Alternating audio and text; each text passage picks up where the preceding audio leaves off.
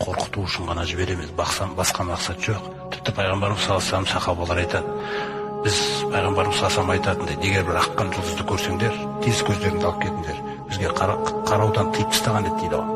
Оның әмірі ол. Біреу жазалап жатыр ол, бір жынды. Біз мұғжизаларды, аяттарды жібереміз тек қана сендерді қорқыту үшін, сапаңа түсіру үшін, Алла тағалаңды таныту үшін. Оған жаңағыдай бір күн тұтылған кездердің өзінде пайғамбарымыз намазға кіріп кететін. Ол негізі қорқыту үшін көрсетем дейді. Қиямет жақындап келе жатыр деген сөздер дейді ол негізі. Кейбір белгілер болады. Ол қияметтің жақындағанның белгісі ретінде.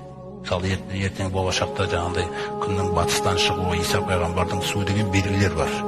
Сондай белгі ретіндегі болған нәрсе де бұл негізі. Қияметтің осындай қиямет жақындайтын уақытта осындай жаңағы айдың қақ жарылуы деген нәрсе орындалды.